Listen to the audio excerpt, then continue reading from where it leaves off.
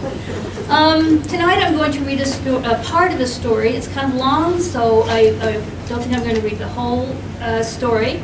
And I'm really looking forward to the open mic. I saw that there was a huge long list, and I love open mics. I mean, I can sit longer than almost anybody at an open mic night, because I love them so much.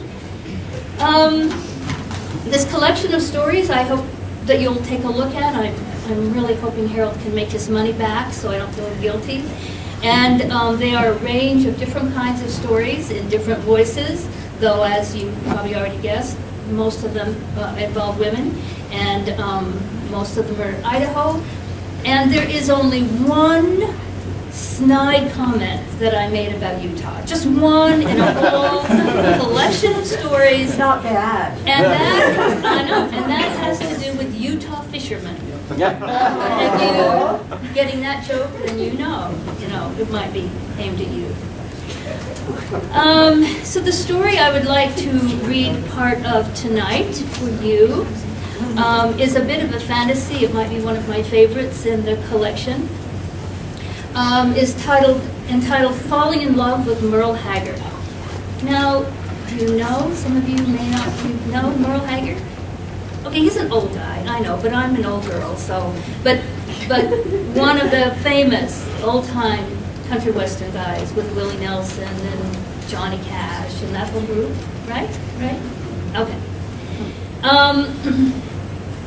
So this story involves Merle Haggard, and also driving through the back roads of Idaho by oneself at night, and the enchanting and magical things that might just happen to one if you were to experience this. So, falling in love with Merle Haggard.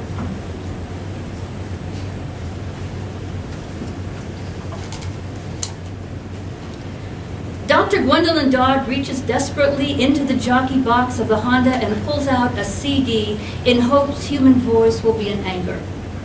She doesn't know or care what the CD is.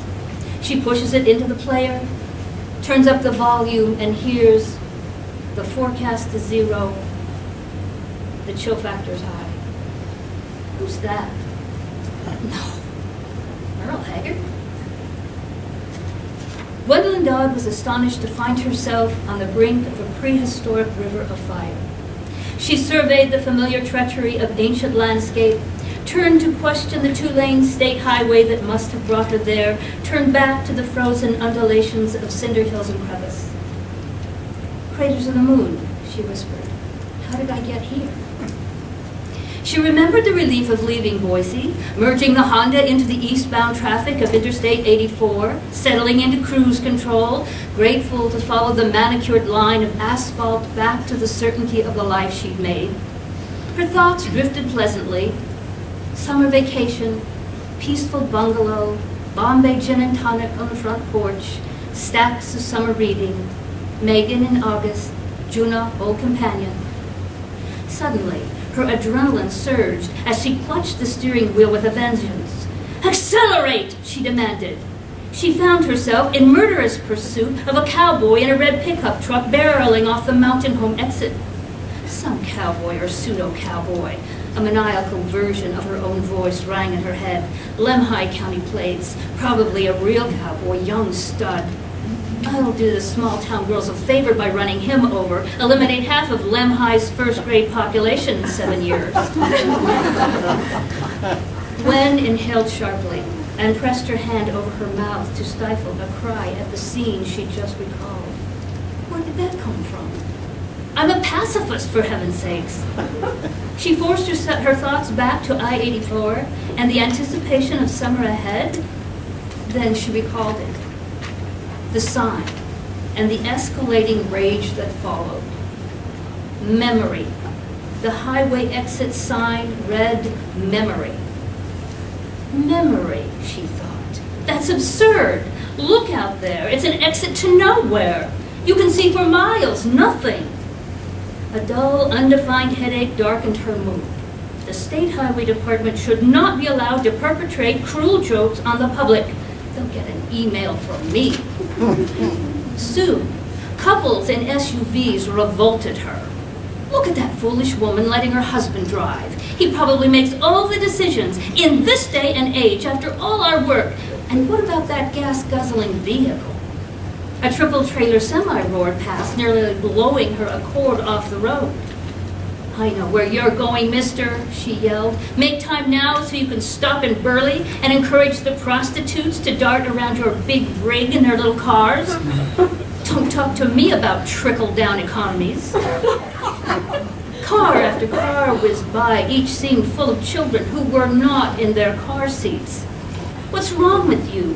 What's happened to responsibility? She powered the window down. How can you ignore the safety of your children, she screamed, and the devastation of overpopulation? When the cowboy in the pickup truck passed her without thought or consideration, she tore after him like an araignée of the high mountain desert. He was nearly in her clutches as they approached the stop sign at the top of the exit ramp. But she was delayed at the stop, and he sped off, oblivious to his escape from a dowdy, middle-aged woman with a PhD in rhetoric. She hoped he at least felt a rivulet of sweat roll down his back and an alarming thud of heartbeat as a whisper, disguised as wind from a Lost River Canyon, warned, "Do not look back. Do not slow down." Gwen shook her head at the recollection, then stepped away from confusion to accept the expanse of volcanic history around her. She savored the high desert air and the smell of lava tubes caught before the moment of breaking. Here, cataclysm was frozen and transformed by time. This energy, she thought, can't be denied. The wind teased her gray hair out of the chignon and chased her skirt around her legs. She felt like her former self, lithe, smooth-skinned, quick-moving, rather than the middle-aged professor she'd come to recognize in the mirror. This likeness, she thought, the plump British matron in sensible shoes, shapeless tweed suit, felt hiking hat, maybe a pith helmet. She has a vision of herself traveling alone, sipping tea in the dining room of a small but respectable hotel in an exotic country. She's recording the details of the day in her worn leather journal when she's distracted by a young woman weeping at a table across the room. A dark-haired beauty, resembling a character in a Jean Rhys or Marguerite Duras novel. Gwen closes her journal with a sigh of resignation, takes a fortifying drink of Earl Grey tea, stands up heavily, straightens her tweed jacket, and walks beneath the lazy revolutions of the ceiling fan to the mysterious young woman. The young woman looks up and seems comforted by Gwen, a sturdy gray-haired matron, a solitary traveler. "Would you like some tea, dear?" Gwen asks. "Thank you," she sniffs, places the tear-stained letter she's clutching face down on the table, looks back up at Gwen, and smiles gratefully. Gwen returns to herself and shakes her head. A pith helmet? The wind at Craters of the Moon stripped away the image of pith helmet and tweeds. Gwen's headache disappeared, and she regretted cursing the people on the highway. "I'm sorry," she said. The apology released knots of tension in her shoulders and allowed further revelation about the day. Hours earlier, her friend and colleague, Mary Beth, Dr. Mueller, leaned her stocky frame against the window of the Accord and said, "We'll get the bastards." "The good old boys," Gwen added. The sun turned the hair on Mary Beth's freckled arms to bronze. She resembles a prison guard in a Lena Wertmuller movie, Gwen thought. But she's a professor of history at Boise State University. There could be similarities. Gwen coughed to check her laughter. "You all right?" Mary Beth asked. "Yes," Gwen cleared her throat. She'd been good friends with Mary Beth for years and always looked forward to a meal at the Mueller home. Plenty of good wine and the children bright and talkative around the dining room table. Ren, Mary Beth's husband and chair of the math department, said, "Go get 'em, women," when they marched out the door to do battle against injustice. Most people, Gwen thought, would never dream the domestic scenes in Mary Beth's life, her freckled Wertmuller arms lovingly holding Ren and the children. "Safe trip home," Mary Beth commanded. "Don't worry, I can hardly get I can hardly get lost. The Accord will deliver me. Accord will do that. Such a wind. You'll see Megan? In August. She has our itinerary planned. It includes shopping for clothes. Mother, she said, it's Dodd, not Dowdy. Her dissertation? Finished next year, we hope. Still have that cat. Juna? She'll welcome me home tonight. Mary Beth kissed Gwendolyn sweetly on the cheek. We're in this together, she said. There's no getting past us. Dr. Dodd, you are the master, mistress, master of rhetorical strategy. The women laughed and applauded. The meeting on pay equity in the state's university and colleges had been Gwen's final obligation of the school year. The committee had uncovered a subtle and dangerous riff, a form, a plan of action to cross it. They were determined and articulate academics. But neither success of the meeting nor the appreciation of her colleagues could rescue her from the depths of exhaustion. She was distressed at the burden of evidence. Too many examples of inequity in an era that was supposed to be enlightened.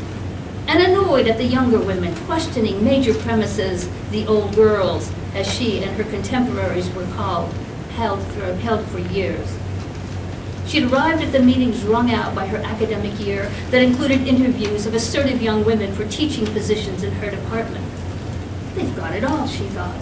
Phenomenal women with perfectly rehearsed answers to every question, absolute and articulate certainty about teaching and publication goals, exhausting energy and optimism.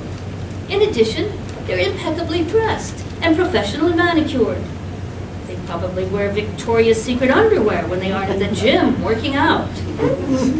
Gwen had dragged her aging, frumpy, exhausted self home after each interview. Such pedagogical certainty, she exclaimed to the image of Queen Victoria as she poured an extra shot of Bombay gin into the inviting glass of tonic and added 2 slices of lime.